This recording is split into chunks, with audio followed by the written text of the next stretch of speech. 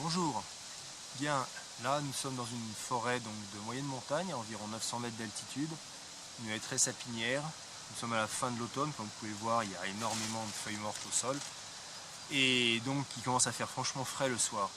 Donc là ce que je vous propose c'est de voir ensemble le type d'abri, vraiment dans l'esprit abri de survie qu'on peut envisager de faire si on se retrouve donc perdu dans ce genre de milieu et que bon gré mal gré on décide de passer la nuit ici.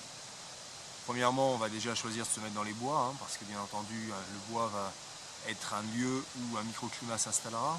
Vous aurez à la fois moins d'humidité, vous aurez également moins de vent, bien évidemment, et donc une différence de température quand même notable avec un milieu ouvert qui sera favorable. Au-delà de ça, le type d'abri que je vais vous proposer de faire et que je vais vous montrer est un abri qui va être fait avec, je vais dire, rien du tout, c'est-à-dire on n'est pas dans l'esprit ici bushcraft, on va avoir aucune corde, aucun outil, pas de scie, rien. On va partir de l'idée qu'on est juste avec ses mains, ce qu'on peut ramasser par terre, à la rigueur un couteau, vous verrez utiliser le couteau même si en fait je pourrais parfaitement m'en passer, et donc faire un abri dans un temps relativement court avec juste ce qu'on peut trouver au sol et ce qu'on peut trouver autour de soi. Allez, allons-y et à tout de suite.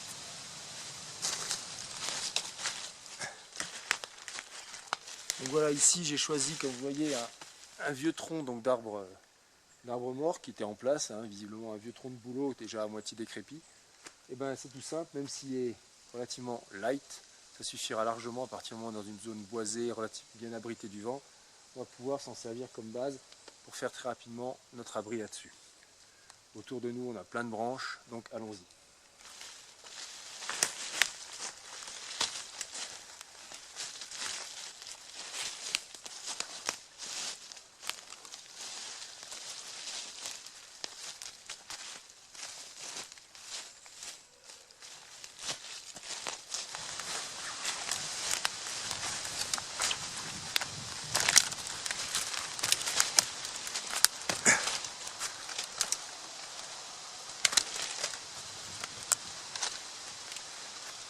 Alors on est vraiment sur du vieux bois pourri, mais ça ira très bien pour ce qu'on veut faire.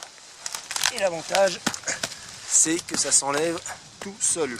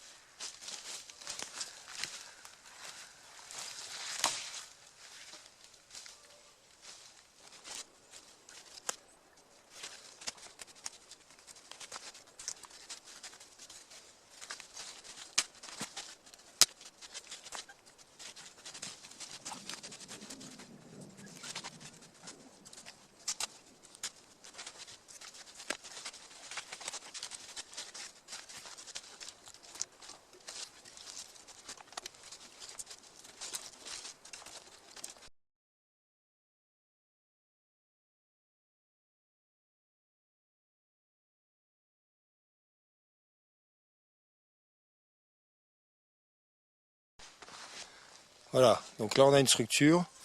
Maintenant, on est bien d'accord, on a presque fini, mais pas tout à fait. Il va falloir recouvrir tout ça. Donc le meilleur moyen pour recouvrir tout ça, eh bien, utiliser les feuilles mortes. Là, à mon avis, il faut remettre encore un peu de branchage pour que ça tienne le mieux possible. Mais dès qu'après on a fait ce qu'il faut, il n'y a plus qu'à couvrir de feuilles mortes. Et là, il faut mettre un paquet pour pouvoir faire en sorte que ça tienne. L'idéal, évidemment, les fougères, mais là, il n'y en a pas. Allez, c'est parti. encore un peu de branchage. Je sais pas ce qui manque.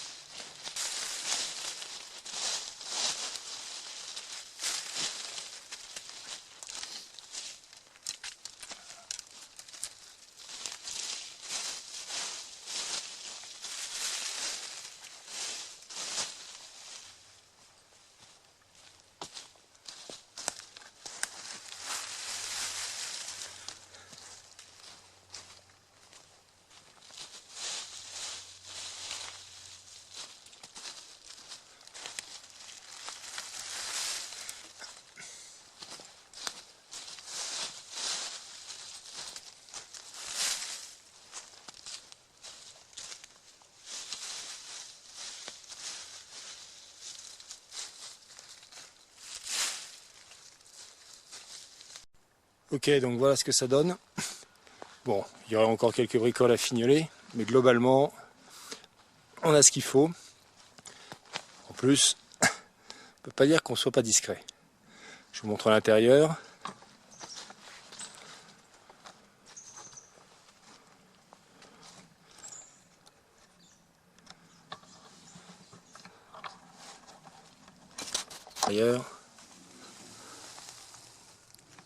Vous voyez, on a déjà quand même... En fait, vous voyez rien d'ailleurs, c'est assez bon signe.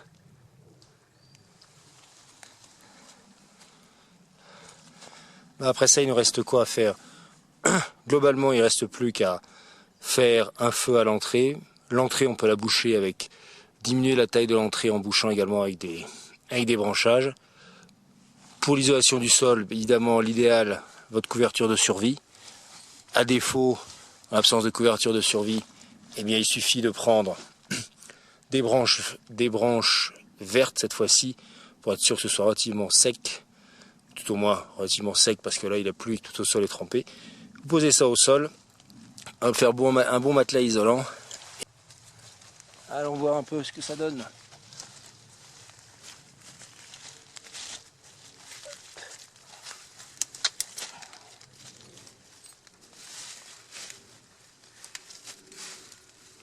Eh ben, nickel.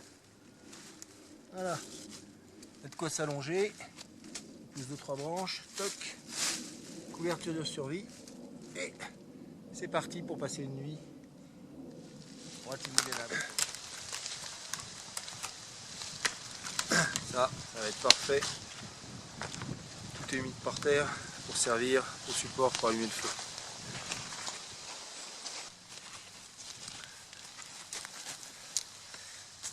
Allez, maintenant que la cabane est faite, on va pouvoir se faire un petit feu pour après mettre également de quoi renvoyer la chaleur vers l'intérieur. Alors là, je vais me contenter de ça parce que le sol est très humide, ça va permettre d'isoler. Et puis je vais pas me compliquer trop la vie parce que le ciel est déjà bien plombé. La nuit, les premières gouttes de pluie ont commencé il n'y a pas longtemps. Là, je sais que d'ici une heure, il va se mettre à pleuvoir. Donc de toute façon, j'ai pas trop besoin de m'isoler plus que ça du sol. Je risque pas de mettre un incendie nulle part.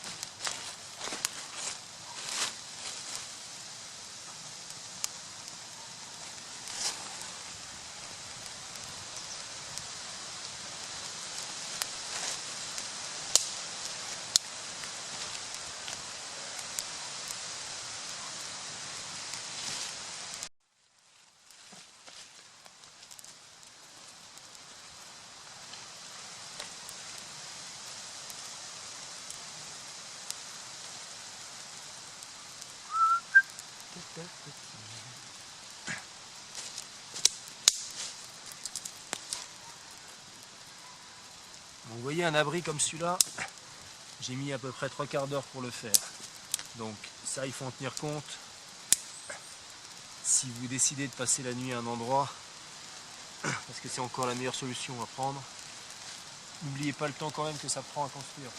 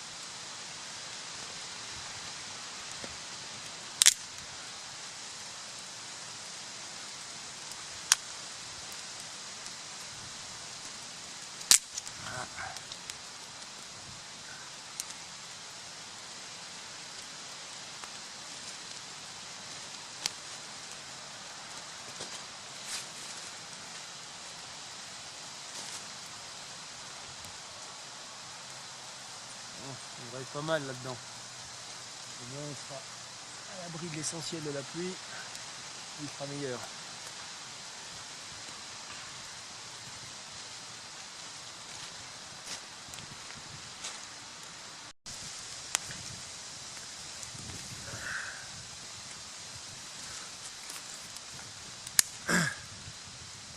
Bon ben voilà, tout est terminé, l'abri est prêt.